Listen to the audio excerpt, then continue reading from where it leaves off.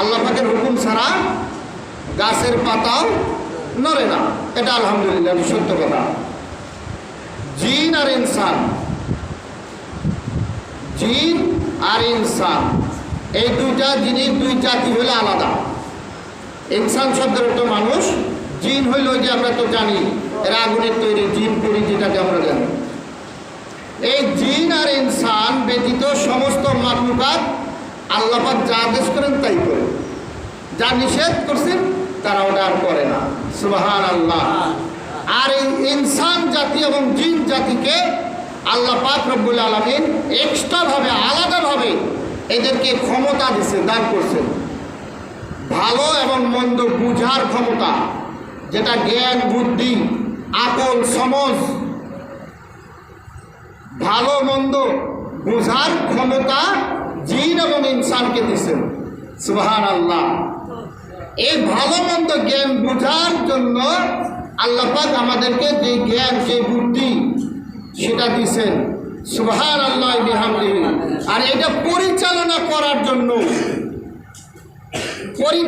করার জন্যেও আমাদেরকে দায়িত্ব দিয়ে দিচ্ছেন। কি দিছে? দায়িত্ব দিচ্ছেন, ন্যস্ত করছে। এই তকদিরটা বর্ণনা করি যে ভালো এবং মন্দ এই দুইটা জিনিস ধরেন একটা বাক্সের মধ্যে, দুইটা বাক্সের মধ্যে আছে, এর তালা মারা আছে, এর চাবি আপনার কাছে আল্লাহ দিয়ে দিয়েছেন। সুবহানাল্লাহ। এখন আপনি যদি মন্দ, যেটার মধ্যে মন্দ, এই চাবি খুলে যদি, এটা তালা খুলে যদি আপনি সেই মন্দ জিনিস বের করে যদি আপনি ব্যবহার করেন, তাহলে আপনি দুনিয়ার মধ্যে গেড়ে যাবেন, পাপের মধ্যে আপনি নিমজ্জিত হয়ে যাবেন, পাপ আপনাকে গ্রাস করে বসবে। মন্দ কাজ যত আছে, খারাপ কাজ যত আছে, সমস্ত কাজ আপনাকে গ্রেফতার করে ফেলবে, আপনাকে পাকড়াও করে ফেলবে। আপনি যদি ওটা তালা না খুলে, মন্দ বাক্সের তালা না খুলে, চাবি আছে আমার কাছে, যে এটা আরো তালা মেরে রাখবো, এটা আমি খুলবো না। ভালো যেটা, যেই বাক্সটার মধ্যে আমার তকদির ভালো আছে, জ্ঞান বুদ্ধি ভালো, সত্য কথা ভালো, ইবাদত বন্দেগী ভালো, দান সদকা ভালো, সেটার বাক্স আমি খুলব। এটা খুলে ভালো বস্তুগুলি নিয়ে আমি আমল করব। সুবহানাল্লাহ। আমল করলেই আমি কি আর পরাস্ত হব না। আমারকে আল্লাহ পাক যে জ্ঞানটা, যে বুদ্ধিটা, যে বিবেকটা দিয়েছে, সেটা পরিপূর্ণভাবে খাটানো যাবে, হাসিল করা যাবে। সুবহানাল্লাহ। তো সেই বিষয়গুলি আমাদেরকে আল্লাহ ন্যস্ত করছেন, যার দরুনে দেখা যায় বান্দা যদি ভালো হওয়ার চেষ্টা করে, যে ফাজকুরুনি আযকুরুকুম ওয়াশকুরুলি ওয়ালা তাকফুরুন। আল্লাহ পাক রব্বুল আলামিন বলতেছেন, বান্দা তুমি যদি আমাকে ডাকো, তুমি যদি আমার জিকির করো, আমার দিকে এক হাত অগ্রসর হও, একবার যদি আমাকে ডাকো, আমি আল্লাহ পাক রব্বুল আলামিন, তুমি এক হাত আউলিয়ে আসলে আমি তোমার দিকে দুই হাত আউলিয়ে দেব। সুবহানাল্লাহ। মানে তুমি আমার কাছে একবার রহমত চাইলে আমি আল্লাহ কমপক্ষে দুইবার তোমার প্রতি রহমত নাযিল করি।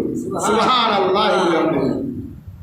তুমি যদি লোকজন সাথে নিয়ে তুমি যদি একা ইবাদত করো, আমি আল্লাহ পাক তোমার প্রশংসা, তোমার প্রতি রহমত নাযিল করে আমার ফেরেশতাদেরকে সাথে নিয়ে।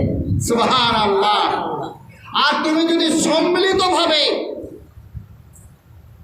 সম্মিলিতভাবে যদি ইবাদত করো, আমি আল্লাহ পাক রব্বুল আলামিন অনুষ্ঠান করে আমি তোমার প্রশংসা করি, তোমার প্রতি নাযিল করি রহমত। সুবহানাল্লাহ। এটা আল্লাহ পাকের কথা। তো এখন আমাদের যে জ্ঞান আছে, বুদ্ধি আছে, বিবেক আছে, আমরা ভালো মন্দ সব কিছু বুঝি, শুকনা কাদা সব বুঝি, ভিজা শুকনা বুঝি না, বুঝি না? হ্যাঁ, এটা আমরা বুঝি। এরপরে পোকায় ধরলে, ধান খেতে পোকায় ধরলে আমরা ভালো বুঝি যে কি বিষটা দিলে এখানে পোকা ফিরা দেব। তাহলে আমরা সব জ্ঞান আল্লাহ পাক আমাদেরকে দিচ্ছেন। শুধু তাই নয়, জিহ্বার মধ্যে দেখেন একটা জিনিস হাতে নিলেন, আপনার চোখে দেখে বলে যায় যে এটা পচা জিনিস, এটা পচা, এটা নষ্ট।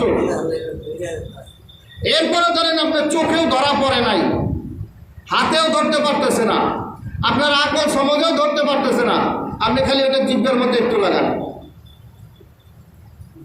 স্বাভাবিকভাবে আপনি জিভের মধ্যে দিলেই জিভে আপনার পরিচয় দিয়ে দেবে যে খবরদার এটা খাইস না, এটা গন্ধ হয়ে গেছে, এটা নষ্ট, এটা পেটে গেলেই তোর গন্ডগোল হয়ে দিব। কত বড় জ্ঞান আল্লাহ আপনাকে দিয়েছেন, কত বড় বিবেক দিয়েছেন, বুদ্ধি দিয়েছেন, অথচ আমরা এটা খাটাই না, আমরা এটাকে প্রয়োগ করি না। প্রয়োগ না করার কারণে আমরা আজকে রিজিকের পিছিয়ে পিছিয়ে দৌড় পারতেছি, ইবাদত ছেড়ে দিয়ে আমরা আমাদের খাদেমের পিছিয়ে পিছিয়ে দৌড় পারতেছি। নাউজুবিল্লাহ। তা আমাদেরকে ফিরে আসতে হবে, রিজিকের মালিক হলেন আল্লাহ পাক, রিজিকের মালিক আল্লাহ পাক। তাহলে আল্লাহ পাক তো মালিক, তাহলে মালিককে যদি আমরা হাসিল করতে পারি, ফালাহুল মাওলা ওয়ালাহুল কুন। কিতাবে বর্ণনা করছেন যে তুমি যদি আল্লাহ পাকের হয়ে যেতে পারো, তুমি যদি আল্লাহ পাকের হয়ে যেতে পারো, আল্লাহ পাক আপনার চলার জন্য, ইহকাল পরকাল চলার জন্য যত কিছু আছে সমস্ত আল্লাহ পাক আপনার প্রতি সেটা দিয়ে দিবেন। সুবহানাল্লাহ। চিন্তা করছেন? তাহলে আমাদের চিন্তার কোনো কারণ আছে? আমাদের কিন্তু